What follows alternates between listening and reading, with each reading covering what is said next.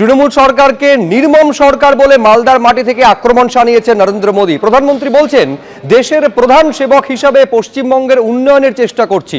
আমি চাই পশ্চিমবঙ্গের সবাই পাকা ঘর পাক, ফ্রিতে রেশন পাক, কিন্তু পশ্চিমবঙ্গে এটা হচ্ছে না, কারণ তৃণমূল সরকার নির্দয়, নির্মম। কেন্দ্র গরিবদের জন্য যে টাকা পাঠায়, তৃণমূল তা লুট করে। গরিবের শত্রু তৃণমূল কংগ্রেস, নিজেদের সিন্দুক ভরতে ব্যস্ত।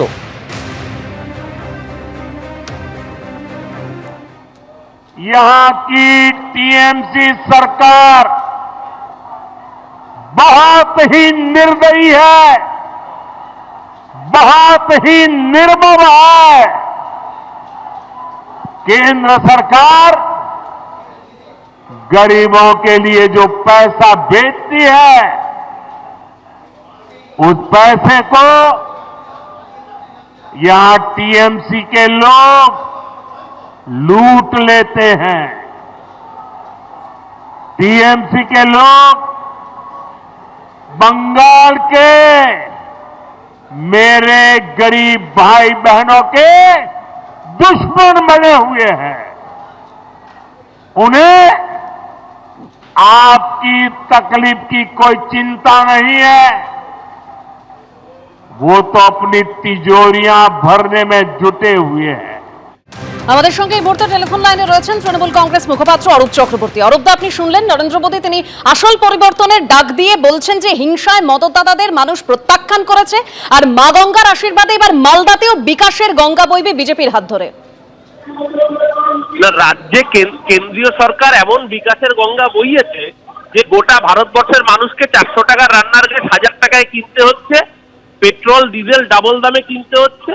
এমন বিকাশের গঙ্গা বইয়েছে যে বাংলা ভাষায় যেখানেই মানুষ কথা বলছে সেখানেই বাংলাদেশি বলে তাদেরকে পেটানো হচ্ছে, বাংলাদেশে পাঠানো হচ্ছে, জেলে পোড়া হচ্ছে। বাংলার মানুষের ওপর এমন বিকাশ বইয়েছে যে বাংলার 100 দিনের কাজের টাকা সুপ্রিম কোর্ট ঘাড় ধাক্কা দেওয়ার পরও তারপরে 52,000 কোটি টাকা মেরে দিয়ে বসে রয়েছেন নরেন্দ্র মোদীর সরকার। এমন বিকাশ করেছেন যে বাংলার মানুষ এই শীতে আবাসের ছাদ না থাকায় মাথার উপর হিম করে কষ্ট পাচ্ছে, তবুও ওনারা বাংলার মানুষকে টাইট দিচ্ছেন। তো বাংলার মানুষ এই টাইট দেওয়ার বিকাশ চায় না। বাংলার মানুষ জানে 365 দিন সুখ দুঃখের সাথীর নাম মমতা বন্দ্যোপাধ্যায়। আর ওনারা নিরাপত্তা, নারী নিরাপত্তা, সুরক্ষা নিয়ে যখন এই বড় বড় ডায়লগগুলো দেন, তখন গোটা দেশের মানুষ উন্নাও থেকে হাতরাস, মণিপুর থেকে একের পর এক জায়গা চোখের সামনে ভেসে আছে। তাই নরেন্দ্র মোদী যতই গালগল্প দিন, প্রতিবার আসেন ভোটের আগেই একই মিথ্যের ঝুলি নিয়ে প্রতিবার মানুষের কাছে ঘাড় ধাক্কা খেয়ে ফিরে যান। 2021-এ বলেছিলেন আপকি বার 200 পার, বাংলার মানুষ মমতা দিকেই 200 পার করেছিল। 2024-এ বলেছিলেন ইসবার 30 পার, বাংলার মানুষ মমতা দিকেই 30টা আসনে জয়যুক্ত করেছিল। 29টা আসনে প্রায় বাংলার মানুষ মমতা দিকে জয়যুক্ত করেছিল। আর এবার যখন উনি বলছেন এবার বিকশিত ভারতের স্বপ্নে পশ্চিমবঙ্গে বিজেপির সরকার হবে, তখন আমরা নিশ্চিত যে ইতিমধ্যেই পশ্চিমবঙ্গে বাংলার মানুষের মনস্থির হয়ে গিয়েছে যে মমতা বন্দ্যোপাধ্যায়ের নেতৃত্বে, অভিষেকের সেনাপতিত্বে চতুর্থবারের মতো মামাটি মানুষের সরকার তৈরি হবে। নরেন্দ্র মোদীর এই মিথ্যের ফুলঝুরিতে বাংলার মানুষ বিভ্রান্ত হয় না বলেই বিজেপি বারবার প্রত্যাখ্যাত হয়। আর এবার এসআইআর এর নাম করে যে অসভ্যতামি শুরু করেছে, এই দলটার নাম ও নিশান, বিজেপির নাম ও নিশান বাংলার মাটি থেকে মুছে দেবে বাংলার মানুষ আগামী 2026-এ। ধন্যবাদ অরূপদা। আজ মালদার মাটি থেকে আসল পরিবর্তনের ডাক দিলেন প্রধানমন্ত্রী নরেন্দ্র মোদী এবং তিনি বললেন যে পশ্চিমবঙ্গে আসল পরিবর্তনের জন্য মানুষের আস্থা দেখতে পাচ্ছি। বিকশিত ভারতের জন্য পূর্ব ভারতের উন্নয়ন জরুরি। হিংসায় মদতদাতাদের প্রত্যাখ্যান করেছে মানুষ, বিজেপির উপরই মানুষের আস্থা। কয়েকদিন আগেই বিহারের সরকার গড়েছে এনডিএ, এবার পশ্চিমবঙ্গে সুশাসনের পালা। মা গঙ্গার আশীর্বাদে এবার মালদাতেও বিকাশের গঙ্গা বইবে। কি বললেন মোদী, দেখুন। मैं बंगाल के बेहतर भविष्य के लिए असली परिवर्तन का विश्वास देख रहा हूं।